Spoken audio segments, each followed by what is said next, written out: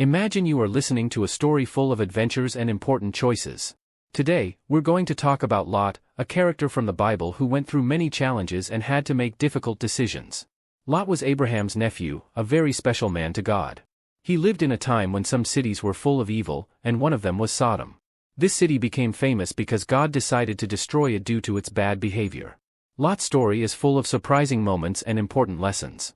He made choices that changed his life and teach us a lot to this day. Let's discover together everything the Bible tells us about Lot and his decisions.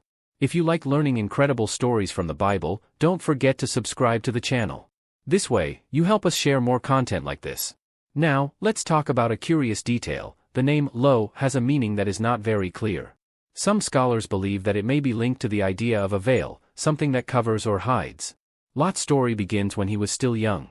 After his father passed away, he traveled with his family to a new place. He left the city of Ur of the Chaldees along with his grandfather Terah, his uncle Abraham and his aunt Sarai. During this journey, they settled for a time in the city of Haran. Later, when his grandfather passed away, Abraham decided to continue the journey, and Lot went with him to a new chapter of his life. Look what an adventure! There was once a man named Terah, who went with his family to a place called Canaan. But, after a while, there was a huge famine there. And what did they do? They went to Egypt, along with Abraham, of course. But in Egypt things didn't go very well. The Pharaoh, who was like the king of Egypt, discovered that he had been deceived and was so angry that he sent Abraham and his wife Sarai away quickly. And guess who went with them? Lot, Abraham's nephew. After that, everyone returned to Canaan. And look, Abraham became very rich. Lot also gained many animals and servants. But there was a little problem. They had so many flocks, so many sheep and cows, that the place was too small for the two of them to live together. Lot and Abraham's helpers began to fight over who got the best pastures. And then Abraham, being super kind, said to Lot, "Look, nephew, we don't need to fight. Choose where you want to go, and I'll take the other side." Lot, of course, chose the best piece of land, full of green fields, close to the Jordan River, close to the city of Sodom. And he went there happy. But, over time, Lot ended up getting involved in the life of the city and even became someone important there. How can you know? Well, when the angels of the Lord arrived in Sodom, Lot was sitting right at the city gate, which was the place where the leaders and important people were talking. And so this story full of choices, paths and adventures continues. Just imagine living in a city where people only did bad things all the time. Well, that's exactly what happened to Lot, a man who lived in a place called Sodom. At that time, the most important people in the city gathered in front of the gates to decide important matters, as if it were a great conversation between leaders. But do you know the problem? The city of Sodom was full of very bad people. According to the Bible, the people there were so wicked that they didn't even care about doing what was right. Now think about poor Lot. He was a good person, who just wanted to live in peace. But every day he had to see and hear so much evil around him that his heart felt tight with sadness.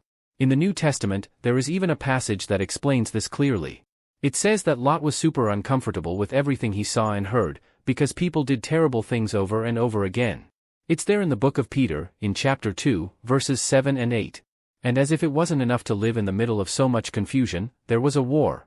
A group of powerful kings from Mesopotamia came and defeated the kings of neighboring cities, including Sodom. It was a total mess. The enemy stole everything they could, took the city's treasures and also took many people prisoner. And do you know who was in the middle? Lot. That's right, poor guy. In addition to losing everything he had, he was also taken to prison along with the others. Imagine the scare. But don't worry, this story doesn't end like that, then there's more adventure ahead. Now hold this part of the story, because it's worthy of an action movie. When Abraham learned that his nephew Lot had been taken prisoner along with the rest of the people of Sodom, he didn't think twice. Gather a group of brave men and set out on a rescue mission. And you know what was most incredible? During the night, they attacked the enemy army and won. That's right. They defeated those powerful kings and managed to bring back everything that had been stolen, including Lot, his family and all his possessions. Phew!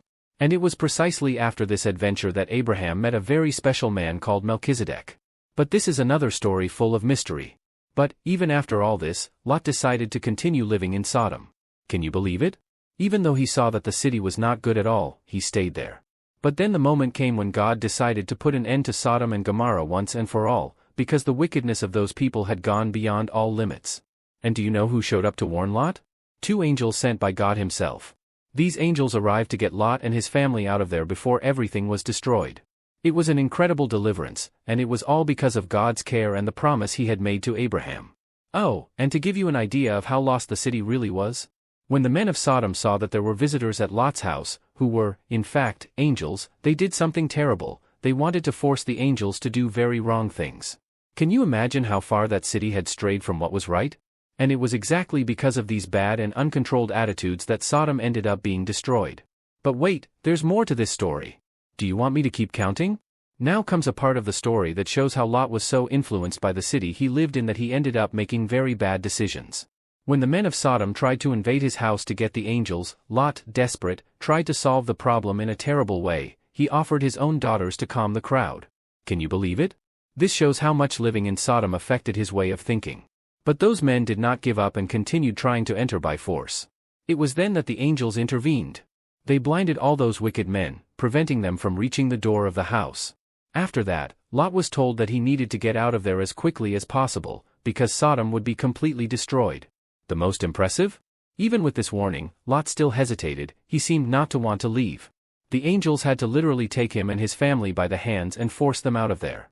Before leaving, they gave a very clear order: no one could look back during the escape.